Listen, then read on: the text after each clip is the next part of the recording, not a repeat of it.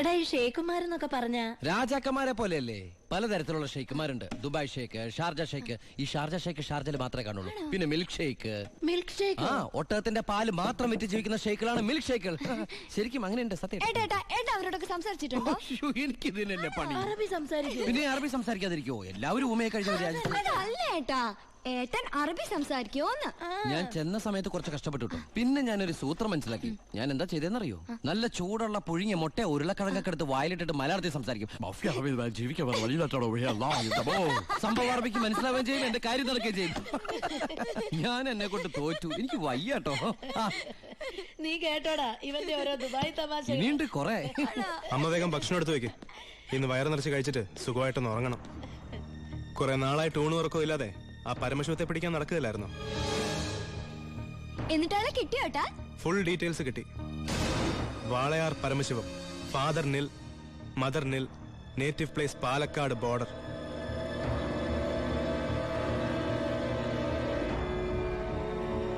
നിനക്കിതൊക്കെ എവിടുന്ന് കിട്ടി? തിരുവനന്തപുരം സെൻട്രൽ ജയിലിൽ നിന്ന് 4 വർഷം കഠിന തടവിന് ശിക്ഷിക്കപ്പെട്ട കൊലയാളിയാ. Jail റെക്കോർഡ്സിൽ photo സഹിതമുണ്ട്. നീ പോയി കുളിച്ചിട്ട് വാ, ഞാൻ ആഹാരം എടുത്തു വെക്കാം.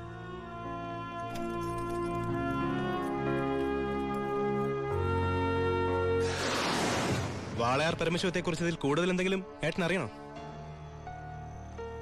വേണ്ട, ഇനി നീ ഒന്നും പറയണ്ട. ഇവിടെ വെച്ചൊരു സീൻ ഉണ്ടാക്കരുത്. അമ്മ ഒന്നും അറിയരുത്. എന്തിനായിരുന്നു ഇതൊക്കെ? ഞങ്ങളുടെയൊക്കെ മുമ്പിലും. സാഹചര്യങ്ങൾ അങ്ങനെ. ഇതൊക്കെ എല്ലാ ക്രിമിനൽസിന്റെ ന്യായീകരണങ്ങളാ. ബാലു, ഈ യൂണിഫോമിന്റെ മുന്നിൽ ഏട്ടനിയൻ ബന്ധമില്ല. സറണ്ടർ ആകണം. എന്തിന്? സ്പിരിറ്റ് എടുത്തേനോ? എന്താ തെളിവ്? അതല്ല, ചിന്നാടൻ ബാബുവിനെ കുത്തിക്കൊല്ലാൻ ശ്രമിച്ച കേസിന്. ഓ, വാറണ്ടുണ്ട്. ഞാൻ നാളെ രാവിലെ സ്റ്റേഷനിൽ വരാം. എന്നെ വിശ്വസിക്കേ. നാളെ രാവിലെ കൃത്യം 10 മണിക്ക് ഞാൻ സ്റ്റേഷനിലെത്താം. പ്ലീസ്.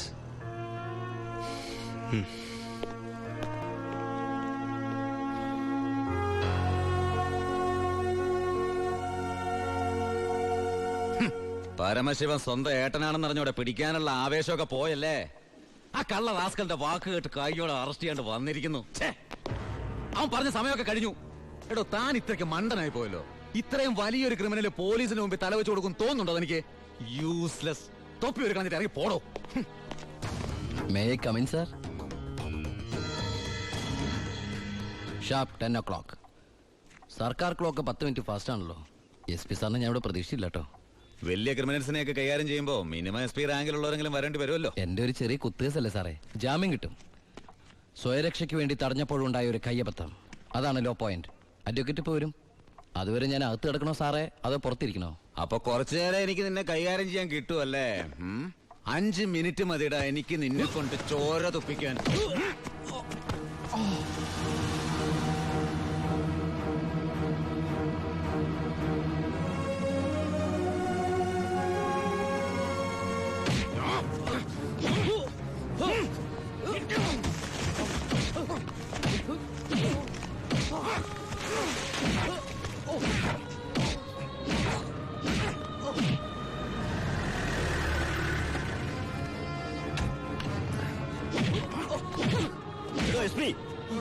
ഇനി അവനെ തൊട്ടുപോകരുത്. പരമശിവത്തിന് കോടതി ജാമ്യം അനുവദിച്ചിട്ടുണ്ട്. ഇതാ ജാമ്യം അനുവദിച്ചിട്ടുള്ള പേപ്പർ. ഇനി അവനെ വിട്ടാരോ? വാ.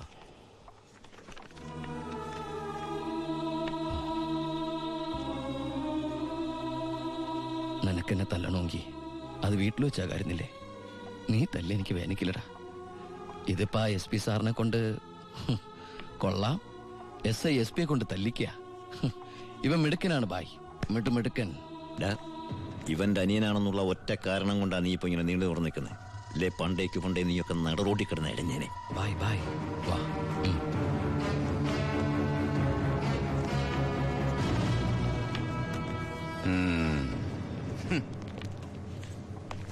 സാറേ, സാറിന്റെ ആ കയ്യിലെ മോതിരത്തിന്റെ പവറ് എന്റെ മനസ്സിലുണ്ട് കേട്ടാ. വരട്ടെ സാറേ.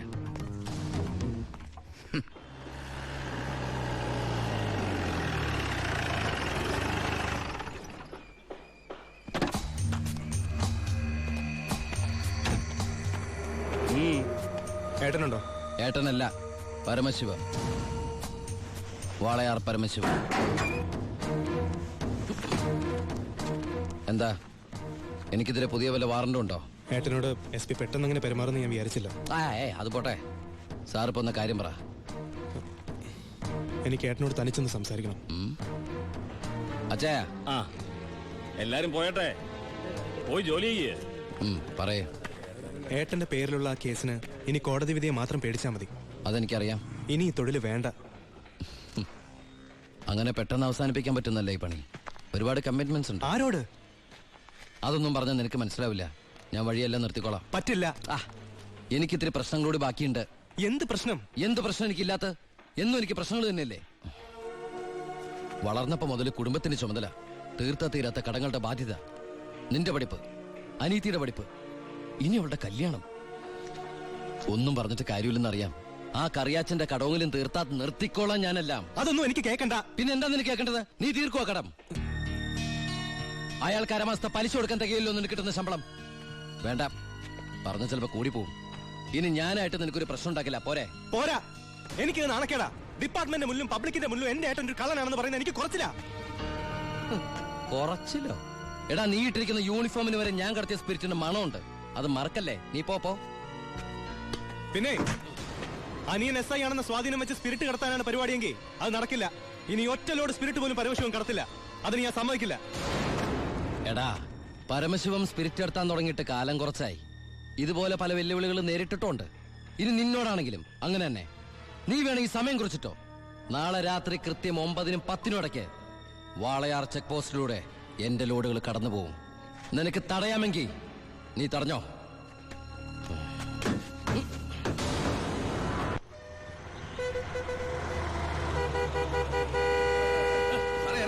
എടുത്ത് മാറ്റണോ? ഇത്രയും വണ്ടികൾ കിടക്കുന്ന കണ്ടുകൂടാ എനിക്ക്? 9-നും 10-നും ഇടയ്ക്ക് ഒറ്റ വണ്ടി വഴി കടന്നു പോരുത്. രണ്ട് സൈഡും ബ്ലോക്കാ. 1 മണിക്കൂറൊക്കെ ചെക്ക് പോസ്റ്റ് അടച്ചിടുക എന്ന് പറഞ്ഞാൽ അത് വേണോ? താനിപ്പോ ഞാൻ പറയുന്ന പോലെ അങ്ങോട്ട് കേട്ടാ മതി. എടുത്ത് മാറ്റണോ വണ്ടി?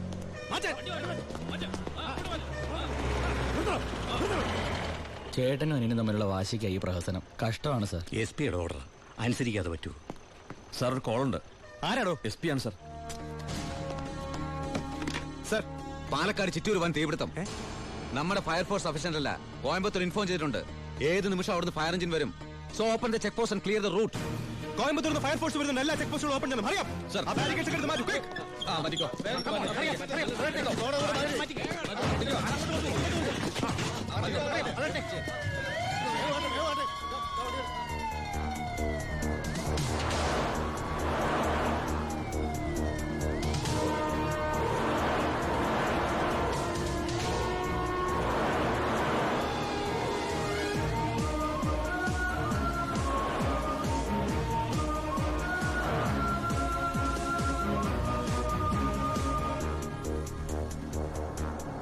താക്കണോ?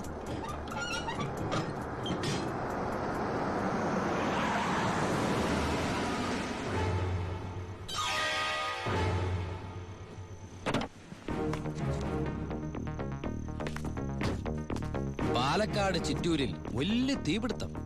കോയമ്പത്തൂരിൽ നിന്നുള്ള ഫയർ എഞ്ചിൻ ഇതുവഴി കുറച്ചു നേരം മുമ്പ് കടന്നുപോയി എന്റെ സ്പിരിറ്റുമായിട്ട്. ഷാർപ്പ് 10.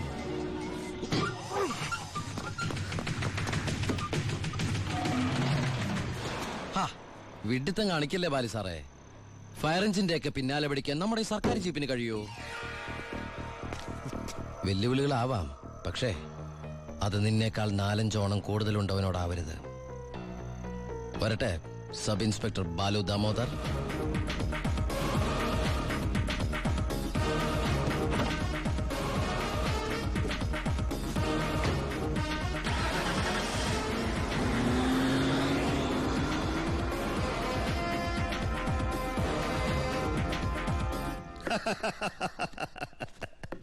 ഇന്നാണ് എന്റെ ജീവിതത്തിലെ ഏറ്റവും സന്തോഷമുള്ള ദിവസം. അവൻ തോക്കണം, തോറ്റു തൊപ്പിയിടണം, അവസാനം ആ തൊപ്പി വലിച്ചെറിഞ്ഞ് മുട്ടുമടക്കണം. ശിവ, നീ എന്താ ഒരു സന്തോഷമില്ലാതിരിക്കുന്നേ?